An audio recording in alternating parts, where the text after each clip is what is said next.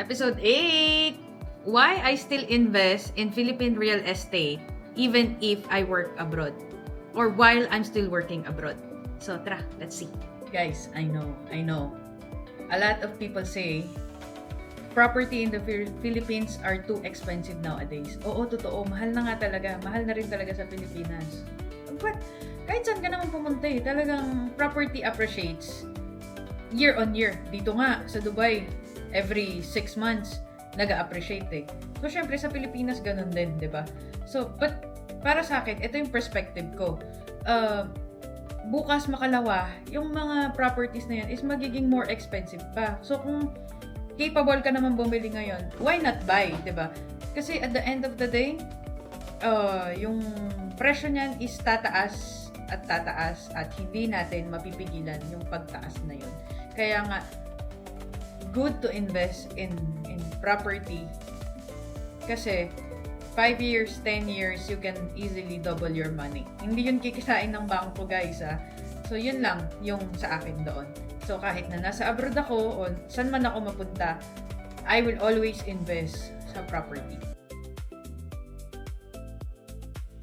Hi! I'm Tita M for Marichelle, but hopefully M for Mayaman, sharing my thoughts as an OFW in Dubai with the millionaire mindset.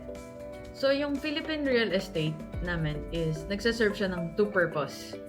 So, one is we want something na nauuwian namin, natitirahan namin every time na magbabakasyon kami. And also, yung thought na alam mo yun, ayaw mo umuwi sa Pilipinas later on, after maybe 20-30 years.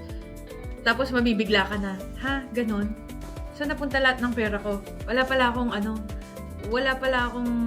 naipundar, wala pala akong na-build for me, for my family. Parang ganon. Second is, syempre, gusto ko yung asset na kahit na malayo ako, kahit nasa abroad ako, kumikita siya for me. So, alam mo kasi yun yung feeling ng parang kang sumakses. Kasi habang nag-work ka, yung pinagpaguran mong pera na sweldo mo, nag-work hard din for you every single month. So, wala lang. I feel like happy about those investments. Like, we have the Mandaluyong, the condominium right now. It's rented out and it's paying for our mortgage. So, hindi mo siya kailangan intindihin kasi binabayaran niya na yung sarili niyang mortgage. Tapos, may ahente ka doon na pag may problema yung tenant mo, to the rescue sila. So, sila na yung mag-a-arrange kung meron mang maintenance na kailangan gawin. So, documentation needed. So, move in, move out. Yung mga ganun. So, less headache na rin sa'yo yun. Second is, meron din akong kasitas. Okay, ito yung pool villa na also generate income, okay? It's not a massive amount naman yung generate niya every month. But you know what? The good thing is it contributes on my cash flow every month. So that is a very good thing na super happy ako dito sa investment na to talaga. Although sometimes I thought of benta ko na kaya to. Pero mas nangingibabaw pa rin yung hindi, diyan ka lang kasi you're my first build. Alam mo yung ganun, yung emotional attachment din nandoon. Kaya it's hard.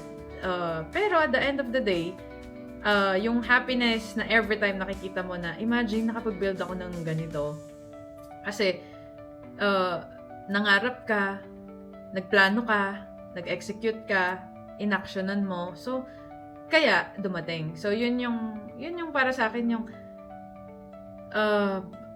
lagi ko sinasabi na nasa Diyos ang awa, nasa tao ang gawa. Meaning to say, you always have to take action. Kapag ka nangarap ka, you will do everything para ma-attain mo yung bagay na yun or ano man yun, di ba? Kailangan mo rin mag-work. Hindi yung pwede yung titingala ka na lang at maghihintay ng himala. So, it doesn't work that way actually. So, yun. My key learnings is you don't need a lot of property, to be honest.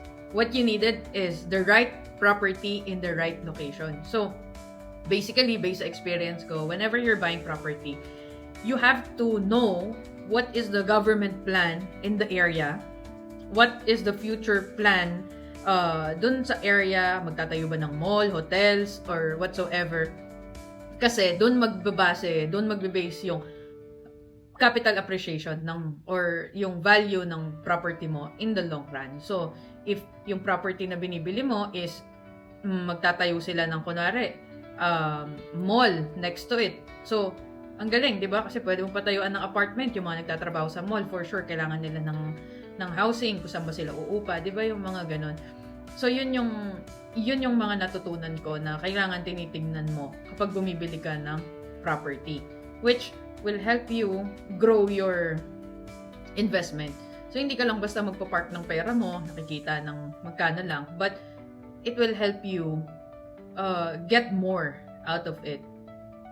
So, yun yung things na for me, very, very important talaga when you are investing, especially sa Pilipinas din. So guys, we have to remember, we are OFW today, but we will not be OFW forever.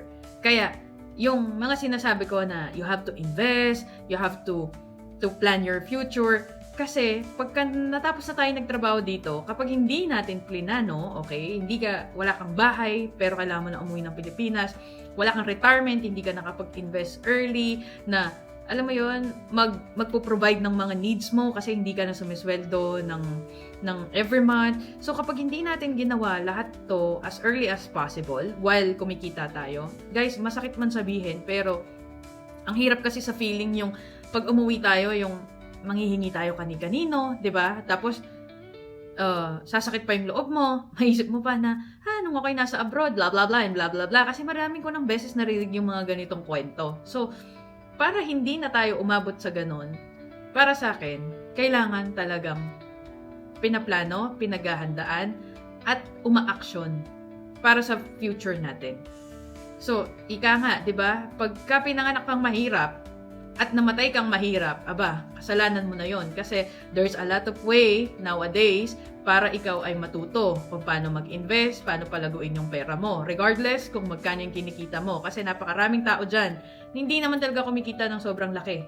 Pero, nakita nyo naman, hindi sila naghihirap kahit tumanda na sila. Kasi pinaghandaan, pinagplanuhan, at in-execute nila yung mga plano nila. So, paano? This is the journey of an OFW trying to build freedom before retirement. One investment, one business, and one lesson at a time. See you sa next video!